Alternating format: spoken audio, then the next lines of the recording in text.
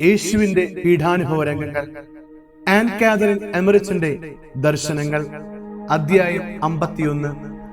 ഉയർത്തെഴുന്നേൽപ്പ്. ഭടന്മാരുടെ വേഷം ധരിച്ച് രണ്ട് മാലാഖമാരുടെ ഇടയിൽ മധ്യാഹ്ന സൂര്യനെ പോലെ ഉജ്ജ്വലവും പ്രകാശവുമായ കർത്താവിന്റെ ആത്മാവിനെ ഞാൻ ദർശിച്ചു. അത് പാറയിൽ കൂടി ചൂഴ്ന്നിറങ്ങി ശരീരം സ്പർശിച്ച് ഉള്ളിലേക്ക് പ്രവേശിച്ചു. തൽക്ഷണം ആത്മാവും ശരീരവും ഏകോപിച്ച് ഒന്നായി തീർന്നു. അവിടുത്തെ ദൈവികതയുടെയും ആത്മാവിനോടും പുനരേകീഭവിച്ച ശരീരം അവയവങ്ങൾ ചലിപ്പിച്ച് എഴുന്നേൽക്കുകയും പൊതിഞ്ഞിരുന്ന കച്ച കുടഞ്ഞു മാറ്റുകയും ചെയ്തു. ഗുഹ മുഴുവൻ ദീപ്തമായി. അതേസമയം ശവകുടീരത്തിനടിയിൽ ഭൂമി വേദിച്ച് ഒരു ഭീകര സത്വം പ്രത്യക്ഷപ്പെടുന്നത് ഞാൻ കണ്ടു. സർപ്പത്തിനേതുപോലുള്ള ഒരു വാൾ അതിനുണ്ടായിരുന്നു. യേശുവിനെ ആക്രമിക്കുന്ന പോലെ അഹങ്കാരത്തോടെ തല ഉയർത്തിപ്പിടിച്ചു. അത് മനുഷ്യന്റേതുപോലെ ആയിരുന്നു. എന്നാൽ വെണ്മയുള്ള വലിയൊരു പതാക തണ്ടിന്മേൽ ബന്ധിച്ച് കയ്യിൽ വഹിച്ചിരുന്ന നമ്മുടെ കർത്താവ് അതിന് തലയിൽ കാൽ വെച്ചു. തൽക്ഷണം ആ ജീവി അപ്രത്യക്ഷമായി. ഇതേ ദർശനം ഉത്ഥാനത്തിന് മുൻപും പലതവണ എനിക്കുണ്ടായിരുന്നു. പരിശുദ്ധ കന്യകാമറിയം നമ്മുടെ കർത്താവിനെ ഗർഭം ധരിച്ച സമയത്തും അപ്രകാരമുള്ള ഒരു ഭീകരജീവി ഒളിക്കാൻ ശ്രമിക്കുന്നത് ഞാൻ കണ്ടു. പറുദീസായിൽ ആദ്യ മാതാപിതാക്കളെ പ്രലോഭിപ്പിച്ച സർപ്പത്തോട് അതിന് സാമ്യമുണ്ടായിരുന്നു. എന്നാൽ അതിനേക്കാൾ ഭീകരമായിരുന്നു സ്ത്രീയുടെ സന്തതിയാൽ സർപ്പത്തിന് തല തകർക്കപ്പെടും എന്ന പ്രവചനത്തോട് ബന്ധപ്പെട്ടതും മരണത്തിന്മേലുള്ള യേശുവിന്റെ വിജയത്തെ വ്യക്തമാക്കുന്നതുമാണ് ഈ ദർശനം എന്ന് ഞാൻ കരുതുന്നു. കാരണം സർപ്പത്തിന്റെ തല തകർക്കുന്നത് കണ്ട ആ നിമിഷം തന്നെ ശവകുടീരവും എന്റെ ദൃഷ്ടിയിൽ നിന്ന് അപ്രത്യക്ഷമായി. പടയാളിയുടെ വേഷം ധരിച്ച ഒരു മാലാഖ മിന്നൽ വേഗത്തിൽ സ്വർഗ്ഗത്തിൽ നിന്നിറങ്ങി ഗുഹയ്ക്കുള്ളിൽ പ്രവേശിച്ചു കുലുങ്ങി. യേശുവിന്റെ മഹത്വീകരിക്കപ്പെട്ട ശരീരം എഴുന്നേൽക്കുന്നതും വളരെ എളുപ്പം കടന്നു പോരാവുന്നതുമായ ഒരു പദാർത്ഥത്തിലൂടെ എന്നവണ്ണം കട്ടിയായ പാറയിൽ കൂടി കടക്കുന്നത് ഞാൻ കണ്ടു. ആശ്ചര്യകരമായി കാഴ്ച കണ്ട് പടയാളികൾ നിലത്ത് വീണ് ജീവനറ്റവരെ പോലെ കാണപ്പെട്ടു. ശവകുടീരത്തിൽ ഉജ്ജ്വല പ്രകാശം കണ്ട കാസിയൂസ് യേശുവിന്റെ ശരീരം വെച്ചിരുന്ന സ്ഥലത്ത് ചെന്ന് നോക്കി. ദിവ്യശരീരം പൊതിഞ്ഞ ലിനൻ തുണി മാത്രം കണ്ടു. സംഭവിച്ചതെല്ലാം പിലാത്തോസിനെ വിരിച്ചു ധരിപ്പിക്കണം എന്ന ഉദ്ദേശത്തോടു കൂടി ശവകുടീരം വിട്ടുപോയി. എന്നാൽ സംഭവങ്ങളുടെ പുരോഗതി കാണാൻ അവൻ അല്പസമയം കൂടി അടുത്ത് തന്നെ തങ്ങി. കാരണം ശക്തമായ ഭൂകമ്പം അനുഭവപ്പെടുകയും മാലാഖ കല്ല് നീക്കുന്നത് കാണുകയും ശൂന്യമായ കല്ലറ നിരീക്ഷിക്കുകയും ചെയ്തുവെങ്കിലും യേശുവിനെ അയാൾ ഇനിയും കണ്ടിരുന്നില്ല. ഭൂമി കുലുങ്ങുകയും മാലാഖ പ്രവേശിക്കുകയും ചെയ്ത നിമിഷം തന്നെ നമ്മുടെ കർത്താവ് കാൽവരിയിൽ പരിശുദ്ധ അമ്മയ്ക്ക് പ്രത്യക്ഷപ്പെടുന്നത് ഞാൻ കണ്ടു. ശരീരം വളരെ അഴകുള്ളതും ഭാരമില്ലാത്തതും സ്വർഗീയ സൗന്ദര്യം നിറഞ്ഞിരിക്കുന്നതുമായിരുന്നു. അവിടുന്ന് ഒരു നീണ്ട കുപ്പായം ധരിച്ചിരുന്നു. അത് കാറ്റിനൊപ്പം അങ്ങുമിങ്ങും പാറിപ്പറന്ന് കളിച്ചപ്പോൾ തൂവെള്ളയായി കാണപ്പെട്ടു. എന്നാൽ സൂര്യരശ്മികൾ പതിച്ചിരുന്ന മറ്റവസരങ്ങളിൽ 1000 നിറഭേദങ്ങൾ അത് പ്രതിഫലിപ്പിച്ചു. അവിടുത്തെ വലിയ മുറിവുകൾ നല്ലതുപോലെ പ്രകാശിച്ചതിനാൽ വളരെ ദൂരെ നിന്ന് കാണുവാൻ സാധിച്ചു. കൈപ്പത്തികളിലെ മുറിവുകൾ ഒരു കൈവിരൽ അനായാസന കടന്നു പോകത്തക്ക വിധം വലുതായിരുന്നു. അവയിൽ നിന്ന് നിർഗളിച്ച പ്രകാശകിരണങ്ങൾ അവന്റെ കൈവിരലുകൾക്ക് നേർക്ക് വിസ്തരിച്ചു. പൂർവ്വപിതാക്കന്മാരുടെ ആത്മാക്കൾ നമ്മുടെ രക്ഷകന്റെ അമ്മയുടെ മുമ്പിൽ തലകുനിച്ചു. യേശു തന്റെ മുറിവുകൾ അമ്മയെ കാണിച്ചു. തന്റെ ഉത്ഥാനത്തെ കുറിച്ച് സംസാരിച്ചു. ദിവ്യപാദങ്ങൾ ചുംബിക്കുന്നതിനായി അവൾ കുനിഞ്ഞു. യേശു അമ്മയുടെ കരം വിരികിച്ച് ഉയർത്തിയ ശേഷം പെട്ടെന്ന് അപ്രത്യക്ഷനായി. കല്ലറയെങ്കിൽ വിളക്കുകൾ പ്രകാശിക്കുന്നത് ഞാൻ കണ്ടു. ജെറുസലേമിന് മുകളിൽ വലിയൊരു പ്രകാശഗോളവും അപ്രത്യക്ഷമായി. യേശുവിന്റെ ഉത്ഥാന സമയം ഭക്ത സ്ത്രീകൾ നിക്കോദെമോസിന്റെ ഭവനത്തിനടുത്ത് എത്തിയെങ്കിലും ശവകുടീരത്തിൽ സംഭവിച്ച അത്ഭുതങ്ങളൊന്നും അവർ കണ്ടില്ല. കല്ലറയ്ക്ക് ചുറ്റും പടയാളികൾ നിർത്തിയിരുന്ന വിവരം അവർക്ക് അജ്ഞാതവുമായിരുന്നു. കാരണം സാപത്തായിരുന്നതിനാൽ അവർ പിന്നീട് കല്ലറ സന്ദർശിച്ചിരുന്നില്ല. വാതിലിന് മുമ്പിലുള്ള വലിയ കല്ല് ആർ നീക്കി തരും, ആരെ സമീപിക്കും? ഉത്കണ്ഠയോടെ അവർ പരസ്പരം ചോദിച്ചുകൊണ്ടിരുന്നു. ദുഃഖാർത്ഥരായ അവർ മുമ്പ് അതേപറ്റി ചിന്തിച്ചിരുന്നില്ല. യേശുവിന്റെ ശരീരത്തിൽ വിലയേറിയ തൈലമൊഴിച്ച് ഏറ്റവും സുലഭമായ പൂക്കൾ വിതറി സാധ്യമായ എല്ലാ ആദരവും തങ്ങളുടെ ദിവ്യഗുരുവ് നൽകണമെന്നതായിരുന്നു അവരുടെ ഉദ്ദേശം. എല്ലാവരെയേക്കാൾ കൂടുതൽ പുഷ്പങ്ങളും സുഗന്ധദ്രവ്യങ്ങളുമായി എത്തിയ സലോമി ജെറുസലേമിലെ ഒരു ധനികയും വിശുദ്ധ ജോസഫിന്റെ ബന്ധത്തിൽപ്പെട്ടവളുമായിരുന്നു. ഈ സലോമി യോഹന്നാന്റെ അമ്മയായിരുന്നില്ല. സുഗന്ധകൂട്ടുകൾ കല്ലറയുടെ മുകളിലുള്ള കല്ലിന്മേൽ വെച്ചിട്ട് ആരെങ്കിലും വരുന്നത് വരെ കാത്തിരിക്കാം എന്ന തീരുമാനത്തിൽ അവർ മുന്നോട്ട് നീങ്ങി. പടയാളികൾ അപ്പോഴും തറയിൽ തന്നെ കിടക്കുകയായിരുന്നു. കൂടെ കൂടെ ഉണ്ടായിക്കൊണ്ടിരുന്ന നടുക്കവും വിറയിലും അവൾക്ക് അനുഭവപ്പെട്ട ഭയത്തിന്റെ ആധിക്യം എത്രമാണെന്ന് വ്യക്തമാക്കി. വലിയ കല്ല് നീക്കി വലതുവശത്തും വെച്ചിരുന്നതിനാൽ കതക് ബുദ്ധിമുട്ട് കൂടാതെ തുറക്കുവാൻ കഴിയുമായിരുന്നു. യേശുവിന്റെ ശരീരം പൊതിഞ്ഞ ലിനൻ തുണി ഉപേക്ഷിച്ചതുപോലെ കല്ലറയുടെ ഒരു ഭാഗത്ത് കിടന്നു. ശരീരം വെച്ചിരുന്നിടത്ത് വലിയ കച്ച മടക്കി വെച്ചിരിക്കുന്നതും കെട്ടുകളായി അവശേഷിച്ച സുഗന്ധക്കൂട്ടുകളും ഞാൻ കണ്ടു. ബാൻഡേജുകൾ ശവകുടീരത്തിന്റെ വെളിയിൽ കിടന്നിരുന്നു. മേരി പ്രിയപുത്രന്റെ ശിരസ് മൂടിയ ആ ലിനത്തുവാലയും അവിടെ ഉണ്ടായിരുന്നു. സ്ത്രീകൾ തോട്ടത്തിലേക്ക് വരുന്നത് ഞാൻ കണ്ടു. എന്നാൽ കാവൽക്കാരുടെ വിളക്കുകളിൽ നിന്നുള്ള പ്രകാശം കാണുകയും കൂടുതൽ അടുത്ത് വന്നപ്പോൾ പടയാളികൾ കല്ലറയ്ക്ക് ചുറ്റിൽ കമിഴ്ന്നു വീണ് കിടക്കുന്നതും ദൃഷ്ടിയിൽപ്പെടുകയും ചെയ്തപ്പോൾ അവർ ഭയന്ന് ഗാഗുൽത്തായുടെ ഭാഗത്തേക്ക് പിൻവാങ്ങി. എങ്കിലും മഗ്ദലന മറിയവും സലോമിയും സധൈര്യം തോട്ടത്തിൽ പോയി പ്രവേശിച്ചു. ഒപ്പമുണ്ടായിരുന്നവർ ഭയപ്പെട്ട് തോട്ടത്തിന് പുറത്തു വന്നു നിന്നു. മഗ്ദലന മുന്നോട്ട് നീങ്ങി പടയാളികളുടെ അടുക്കൽ എത്തിയപ്പോൾ അധീരയായ അവൾ ഏതാനും അടി പിന്നിലേക്ക് വെച്ചു സലോമിയുടെ അടുക്കലെത്തി. എന്നാൽ വളരെ വേഗം മനസാന്നിധ്യം വീണ്ടെടുത്ത മഗ്ദലന സലോമിയോടൊപ്പം പടയാളികളുടെ ഇടയിൽ കൂടി ഗുഹയ്ക്കുള്ളിൽ പ്രവേശിച്ചു. കല്ല് നീക്കുന്നതായും വാതിൽ അടഞ്ഞിരിക്കുന്നതായും അവർ കണ്ടു. ഇപ്രകാരം ചെയ്തത് കാസിയൂസ് ആയിരുന്നിരിക്കാം എന്ന വിചാരത്തോടെ മഗ്ദലന പെട്ടെന്ന് വാതിൽ തുറന്ന് ആകാംക്ഷയോടെ കല്ലറയ്ക്കുള്ളിൽ നോക്കി. യേശുവിനെ വെച്ച സ്ഥലം ഒഴിഞ്ഞു കിടക്കുന്നതും പൊതിഞ്ഞിരുന്ന കച്ച മറ്റൊരു വശത്ത് കിടക്കുന്നത് കണ്ട് അവൾ അത്ഭുതപ്പെട്ടു. ഗുഹയിൽ ഒരു ദിവ്യജ്വാലയുടെ ദീപ്തി നിറഞ്ഞിരുന്നു. മാലാഖ അതിനുള്ളിൽ ഉണ്ടായിരുന്നു. ദൂതൻ അവളോട് സംസാരിച്ചു. ഭയവും ഇച്ഛാഭംഗവും കൊണ്ട് മഗ്ദലനയ്ക്ക് സ്ഥലബോധം നഷ്ടപ്പെട്ടു. ദൈവദൂതൻ അവളോട് പറഞ്ഞ വാക്കുകൾ അവൾ ശ്രമിച്ചുവെന്ന് എനിക്കറിയില്ല. അവൾ അതിവേഗം തോട്ടത്തിൽ നിന്നിറങ്ങി സംഭവിച്ച കാര്യങ്ങൾ ശിഷ്യന്മാരെ അറിയിക്കുന്നതിനായി പട്ടണത്തിലേക്ക് ഓടി. സലോമി കല്ലറയിൽ പ്രവേശിച്ചിട്ടില്ലാത്തതിനാൽ മാലാഖ അവളോട് എന്തെങ്കിലും സംസാരിച്ചുവെന്ന് എനിക്കറിയില്ല. എന്നാൽ സംഭവിച്ച കാര്യങ്ങൾ ഭക്ത സ്ത്രീകൾ അറിയിക്കുന്നതിനായി മഗ്ദലനയോടൊപ്പം അവൾ തോട്ടത്തിൽ നിന്നും പുറത്തിറങ്ങി. പുത്തൻ വാർത്ത കേട്ട അവർ ഒരേ സമയം സന്തോഷിക്കുകയും ഭയപ്പെടുകയും അത്ഭുതപ്പെടുകയും ചെയ്തു. തോട്ടത്തിൽ പ്രവേശിക്കണോ വേണ്ടയോ എന്ന് തീരുമാനിക്കാൻ അവർക്ക് കഴിഞ്ഞില്ല. ഉദ്യാനത്തിൽ ക്രൂശിനെ ദർശിക്കാൻ സാധിക്കും എന്ന പ്രതീക്ഷയിൽ ഈ സമയം കാസിയൂസ് കല്ലറയുടെ അടുത്ത് തന്നെ ആകാംക്ഷപൂർവ്വം ആനന്ദത്തോടെ കാത്തുനിന്നു. ഭക്ത സ്ത്രീകൾക്ക് യേശു പ്രത്യക്ഷനാകുമെന്ന് അയാൾ കരുതി. എന്നാൽ പ്രതീക്ഷ പോലെ സംഭവിക്കാതെ വന്നപ്പോൾ താൻ കണ്ട കാര്യങ്ങൾ പിലാത്തോസ് ധരിപ്പിക്കുന്നതിനായി കൊട്ടാരത്തിലേക്ക് നടന്നു. കല്ലറ സന്ദർശിക്കാൻ പുറപ്പെട്ട ഭക്ത സ്ത്രീകളെ മാർഗമധ്യേ അവൻ കാണുകയും അവിടെ സംഭവിച്ചതെല്ലാം അവരെ ധരിപ്പിച്ച് ഉടനെ തോട്ടത്തിലെത്തുവാൻ നിർദ്ദേശിക്കുകയും ചെയ്തു. കാസിയൂസിന്റെ ഉപദേശം അനുസരിച്ച് അവർ ഓടി ഗുഹയുടെ സമീപത്തെത്തി. മഞ്ഞുപോലെ വെണ്മേറിയ പുരോഹിത വസ്ത്രം ധരിച്ച 2 മാലാഖമാരെ കല്ലറയിൽ അവർ കണ്ടു. അവരുടെ രൂപം മിന്നൽപ്പിഴൽ പോലെയായിരുന്നു. ഭയചകിതരായ ഭക്ത സ്ത്രീകൾ കൈകൾ കൊണ്ട് മുഖം മറച്ച് നിലം പറ്റെ കുമ്പിട്ടു. മാലാഖമാരിൽ ഒരാൾ അവരെ അഭിസംബോധന ചെയ്ത് ധൈര്യപ്പെടുത്തി. ക്രൂശിക്കപ്പെട്ട കർത്താവിനെ ഇനി ഇവിടെ അന്വേഷിക്കരുതെന്നും അവിടെ ജീവിക്കുന്നവനായി ഉയർത്തെഴുന്നേറ്റുവെന്നും അവരെ അറിയിച്ചു. കർത്താവിന് ശരീരമില്ലാത്ത ആ കല്ലറ ചൂണ്ടിക്കാണിച്ചുകൊണ്ട് ഇവിടെ നിങ്ങൾ കണ്ടതും കേട്ടതും അവൻ ശിഷ്യന്മാരെ വിവരിക്കുവാൻ മാലാഖമാർ ആവശ്യപ്പെട്ടു. യേശു അവർക്ക് മുമ്പേ ഗലീലയിലേക്ക് പോകുമെന്ന് അറിയിച്ച ശേഷം മുൻപൊരിക്കൽ നമ്മുടെ കർത്താവ് ശിഷ്യരോട് പറഞ്ഞ ഈ വാക്കുകളും അവരെ ഓർമ്മപ്പെടുത്തി. മനുഷ്യപുത്രൻ പാപികളുടെ കൈകളിൽ ഏൽപ്പിക്കപ്പെടും. അവൻ ക്രൂശിക്കപ്പെടുകയും 3-ാം ദിവസം ഉയർത്തെഴുന്നേൽക്കുകയും ചെയ്യും. ഇത്രയും പറഞ്ഞ് ദേവദൂതന്മാർ അപ്രത്യക്ഷരായി.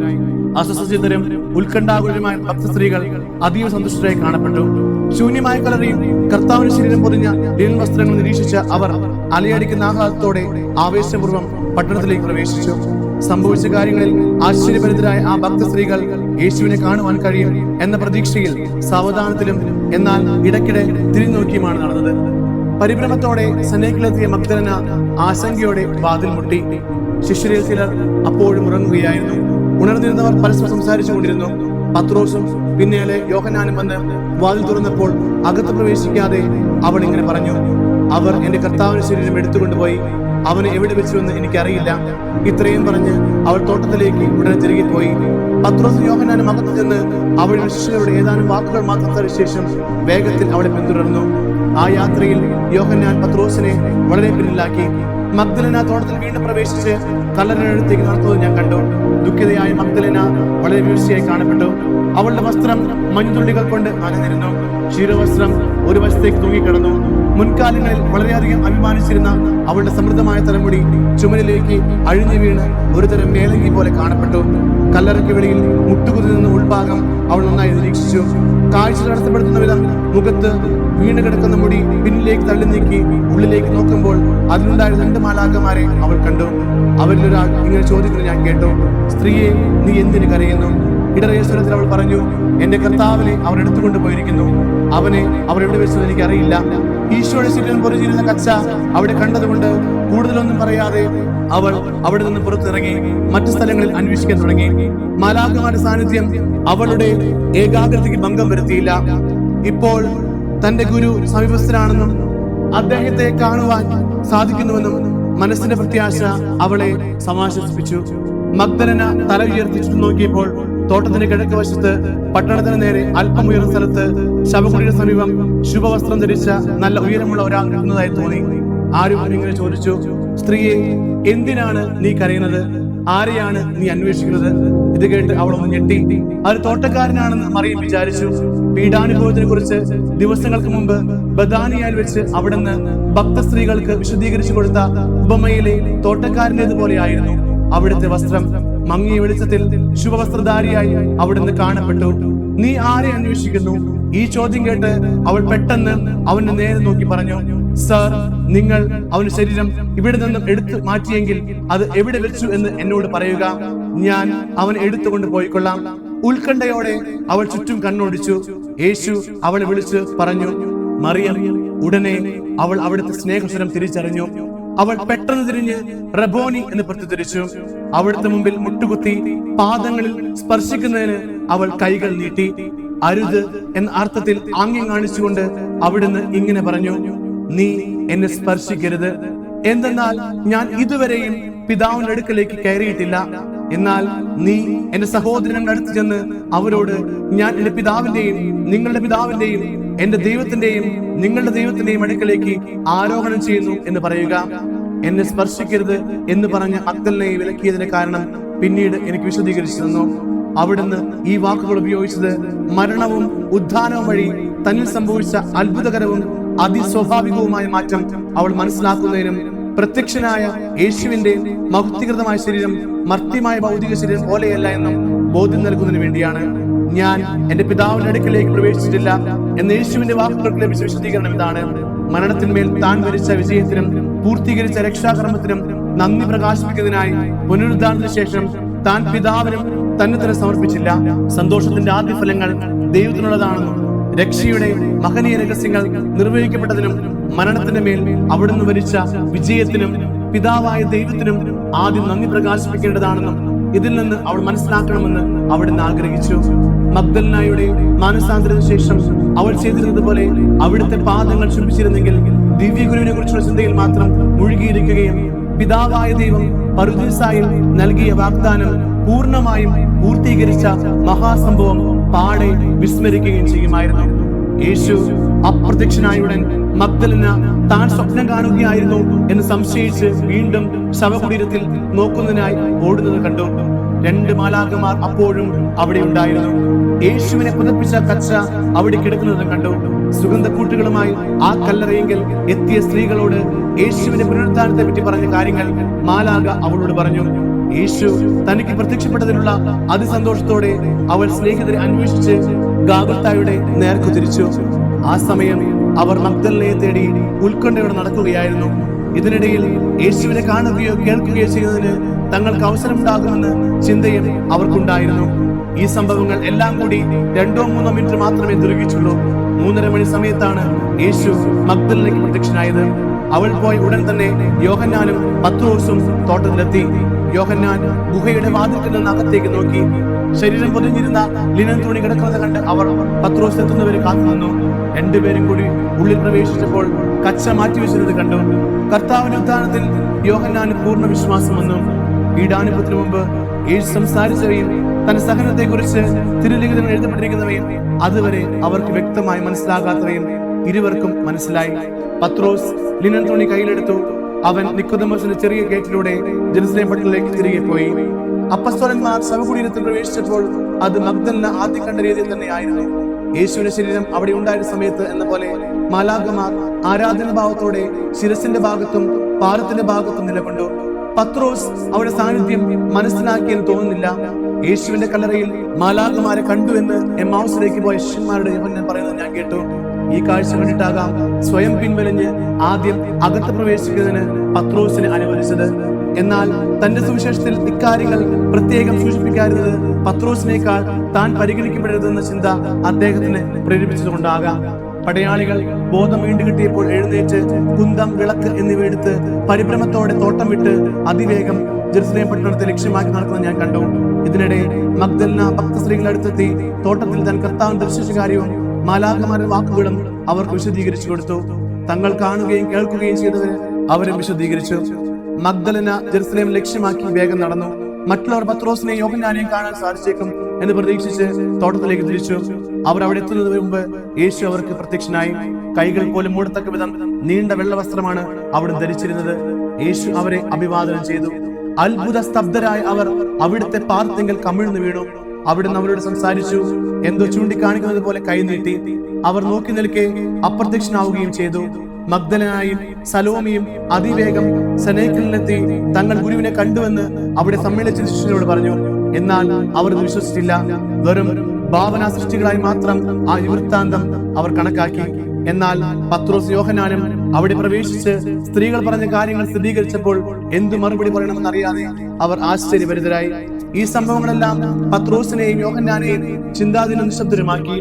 അവർ സെനേക്കിൽ നിന്ന് പുറത്തേക്ക് ഇറങ്ങി നടന്ന് അധിക ദൂരം എത്തുന്ന മുമ്പേ ശവകുടീരത്തെങ്കിൽ അവരോടൊപ്പം പോകാൻ ആഗ്രഹിച്ച ചെറിയ യാക്കോബും തദേവൂസും ഒപ്പം എത്തി. അവർ സന്തോഷഭരിതരായിരുന്നു. കാരണം പത്രോസിനെയും യോഹന്നാനെയും കണ്ടുമുട്ടുന്നതിന് മുൻപ് യേശു അവർക്ക് പ്രത്യക്ഷനായി. പത്രോസിനെയും യോഹന്നാനെയും തൊട്ടടുത്ത് കൂടി യേശു കടന്നു പോകുന്നത് ഞാൻ കണ്ടു. അവനെ പത്രോസ് തിരിച്ചറിഞ്ഞു എന്ന് ഞാൻ കരുതുന്നു. കാരണം അവൻ പെട്ടെന്ന് ഒന്ന് ഞെട്ടി. എന്നാൽ യോഹന്നാൻ അവിടുത്തെ കണ്ടു എന്ന് തോന്നുന്നില്ല. യേശുവിന്റെ ഉത്ഥാനത്തെ കുറിച്ചും അവിടെ നിന്നുള്ള അത്ഭുതങ്ങളെ കുറിച്ചുമുള്ള വിവരങ്ങൾ നൽകുന്നതിനായി കാസിയൂസ് പിലാത്തോസിന്റെ ഭവൻ ലക്ഷ്യമാക്കി പുറപ്പെട്ടു. പിലാത്തോസ് ആ സമയം ഉണർന്നിരുന്നില്ല. എങ്കിലും സ്വകാര്യ മുറിയിൽ പ്രവേശിക്കുന്നതിന് അവൻ അനുവാദം ലഭിച്ചു.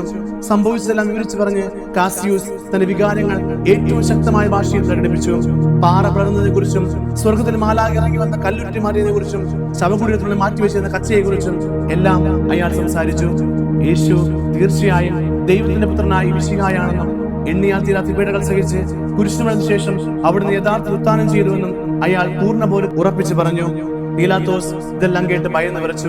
എങ്കിലും തന്റെ ഉത്കണ്ഠ പരമാവധി മറച്ചു വെക്കാൻ ശ്രമിച്ചുകൊണ്ട് കാസിയൂസിനോട് പറഞ്ഞു, നീ വലിയ അന്ധവിശ്വാസിയാണ്.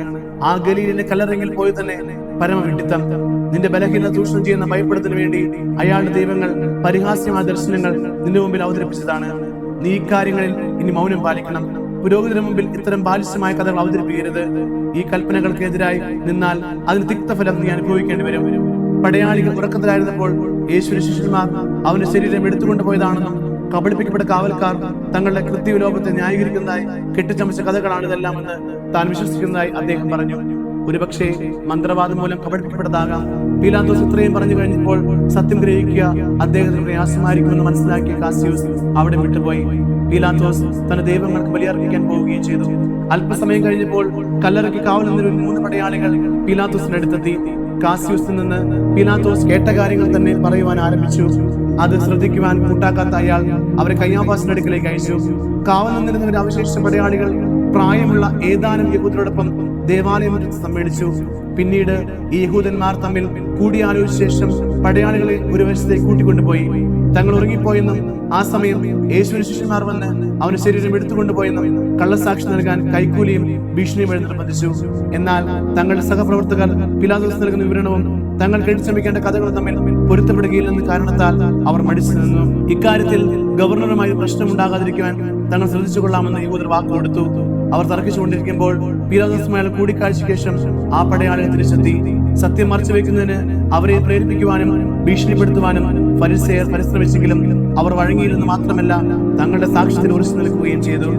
അരിമത്ഥ്യക്കാരൻ ജോസഫ് കൽത്തുറങ്കിൽ നിന്ന് അത്ഭുതകരമായി രക്ഷപ്പെട്ട വിവരം പരസ്യമായി കഴിഞ്ഞിരുന്നു. യേശുവിന്റെ ശരീരം എടുത്തുകൊണ്ട് പോകുന്നതിന് അനുവദിച്ചു എന്ന് പറഞ്ഞ് ഫരിസേയർ പടയാളിയെ കുറ്റപ്പെടുത്തുകയും ശരീരം കണ്ടെത്തി വീണ്ടും ഹാജരാക്കിയില്ലെങ്കിൽ കഠിന ശിക്ഷ അനുഭവിക്കേണ്ടി വരുമെന്ന് മുന്നറിയിപ്പ് നൽകുകയും ചെയ്തു. അപ്പോൾ അവർ ഇപ്രകാരം പറഞ്ഞു, ജോസഫ് സൂക്ഷിപ്പുകാരനായ പടയാളികൾക്ക് അയാളെ വീണ്ടും ജയിലിലേക്ക് തിരികെ കൊണ്ടുവരാൻ കഴിയാത്തതുപോലെ യേശുവിനെ ഹാജരാക്കാൻ തങ്ങളും കഴിയുകയില്ല. അവർ ധീരമായി സംസാരിച്ചു.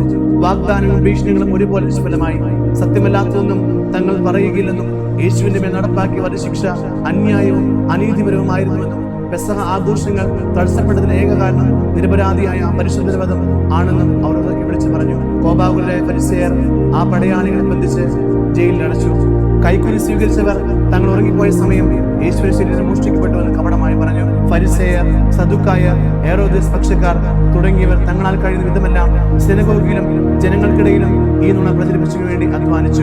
നുണയോടൊപ്പം യേശുവിനെ കുറിച്ച് പല അപവാദങ്ങളും പറഞ്ഞു വരുത്താൻ പാഴായിട്ടാണെങ്കിലും പരിശ്രമിച്ചു. എന്നാൽ ഈ പരിശ്രമങ്ങളൊന്നും കാര്യമായ ഫലം പുറപ്പെടുവിച്ചില്ല. മരിച്ച് മൺമറഞ്ഞവരിൽ പലരും യേശുവിന്റെ പിൻതലമുറക്കാർ കാണപ്പെട്ട് അവരെ മാനസാന്തരത്തിലേക്ക് ആനയിച്ചു. ഇവിടെ കാണപ്പെട്ട പലരുടെ പുനരുദ്ധാനത്തിന് യേശുവിന്റെ ഉത്ഥാനവുമായി യാതൊരു സാമ്യവും ഉണ്ടായിരുന്നില്ല. ലാസറിന്റെ ഉയർപ്പിനോടും ഇതിനെ താരതമ്യപ്പെടുത്താൻ കഴിയുകയില്ല. എന്നാൽ അയാൾ യഥാർത്ഥത്തിൽ ഈ ജീവിതത്തിലേക്ക് തന്നെ തിരികെ വന്ന് രണ്ടാമത് വീണ്ടും മരിച്ചു.